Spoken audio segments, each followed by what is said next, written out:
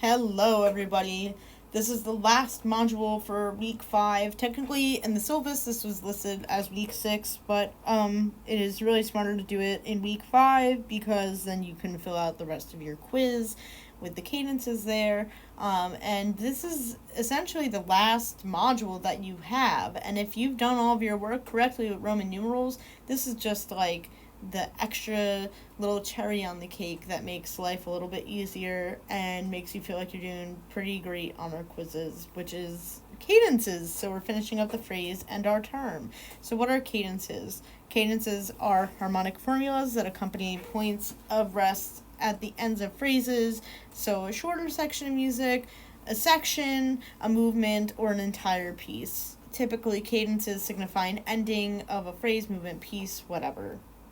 So essentially there's 4 types of cadences that we're going to look at, which are inconclusive cadences, which end on a chord other than the 1 chord, or a conclusive cadence, which ends on the 1 chord. It kind of sounds like we're back home as we resolve to the tonic. So I'll go through all 4 of these.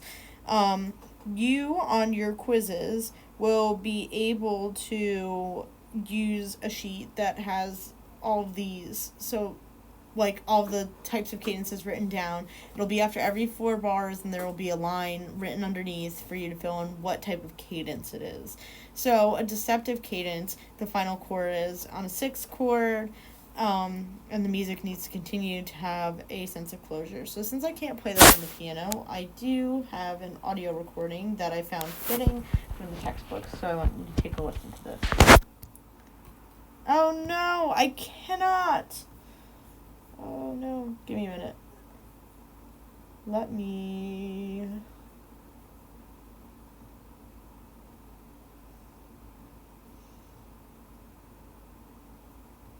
Give me 1 second, guys.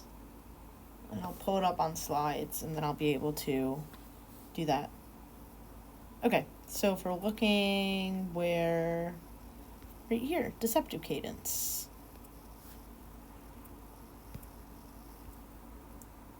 On this device. I am so sorry. I thought it would just work.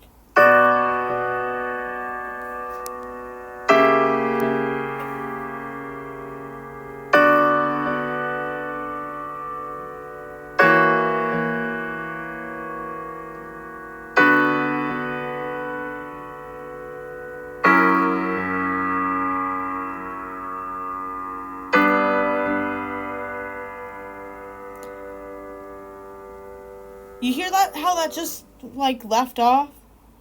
Like, it just went into the wind. There was no sense of closure there. You need to continue in order to have that sense of closure. So any progression that ends on a 6 at the end of the measure. The next one is a half cadence, which is a temporary resting place on the 5 chord, although can be a 4 chord or a minor 4 in a minor key. It does not rely on a sequence of 2 chords, and the chord preceding a 5 may be anything. So what I have written is a 1 chord, 5 4 3 1 6 6 7 2 6 5 4 chord, and then go into a 5 chord. So let's take a listen to that.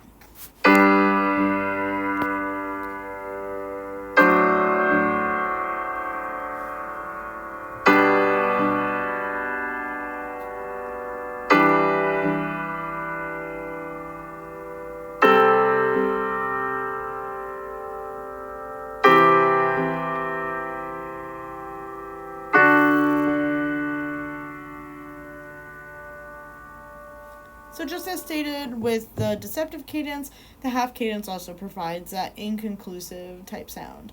So ending with a 5 chord is going to be a half cadence. Ending with a 6th chord will be a deceptive cadence. And now we come to a conclusive cadence, an authentic cadence. It moves from a 5 chord to a 1 chord. So if you see anything with a 5 chord moving to a 1 chord, you know that that is an authentic cadence, and you will write that down. Another thing to note is that the 5 diminished 7 chord can be substituted for a 5 or 5-7 chord to have a similar effect.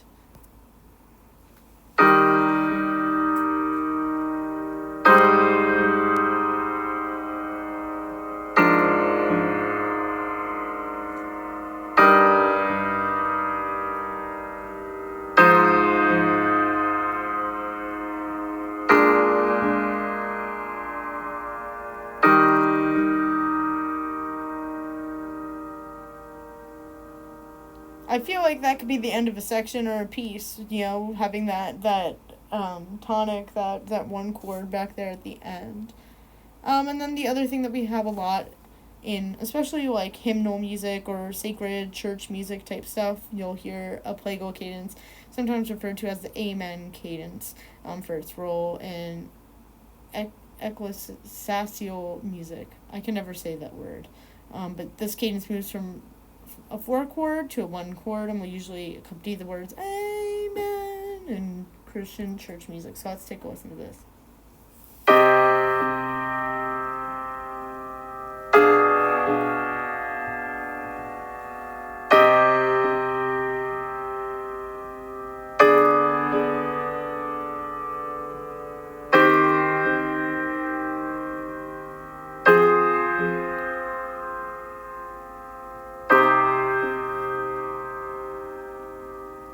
And that is our plagal cadence in A minor. You have that Amen, going from F to C.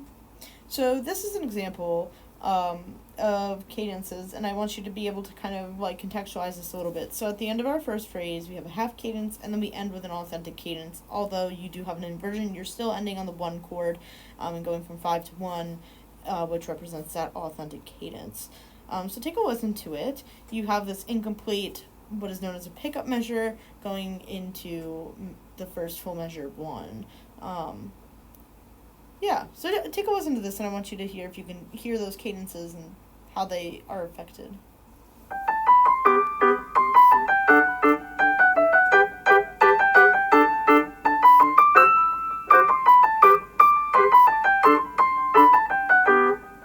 Do you hear how it just didn't, it felt like it needed to keep going at that half cadence. So listen again. I want you to see if you could hear that half cadence needing to move on.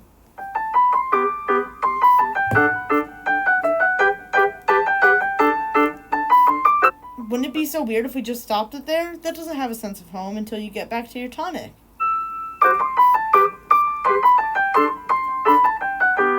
Boom. So let's talk about it. Clearly, we are shifting between the dominant and the tonic. So the dominant being our 5 chord, the tonic being our 1 chord. We have 2 4-measure phrases here. And I know this because measure 5 calls for the melody stated in measure 1, which you can see if we went back and looked at it. You could see that measure 5 has the same thing, or a similar melody line in the treble clef part, except for the 16th notes are descending this time, and we're moving to 8th notes. You can hear what we talked about before, the harmony in measure 4 being inconclusive. It still wants to move somewhere. However, we do return to the 1 chord again in measure 5, which makes the phrase seem a little bit more closed than if we were to play another chord. Other things that to note, like I said before, you have a pickup measure because there's not a complete full 2/4 bar measure in the beginning. You only have 1 beat as opposed to 2. There are slurs that connect each note, telling the performers to perform all of these notes without re-articulating them. So at the top here, they want the player to, instead of being like, so that also helps to show a little bit of a grouping. And the dots that are written under the left-hand part are called staccato and inform the performer that the notes should be separated from each other. So having this on top, and then you have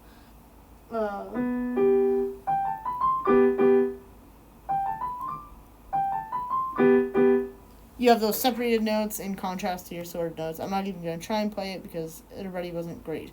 But those are essentially the 4 cadences that you have. And I had a nice little cadence chart as well somewhere.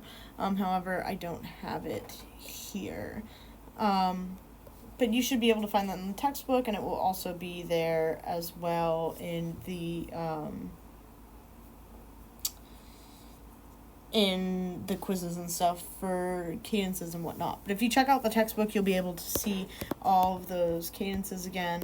And to review, you have deceptive cadences, which end on the 6th chord, is being the last chord of that phrase. A half cadence resolves on the 5 chord, generally going from a 4 chord, but there's no set sequence of chords. Then an authentic cadence, you have a 5 chord going to a 1 chord, and a plagal cadence, you have a 4 chord going to a 1 chord, or amen cadence. So I hope that this was helpful. Continue following this with chapter 11 in the textbook, and please let me know if you absolutely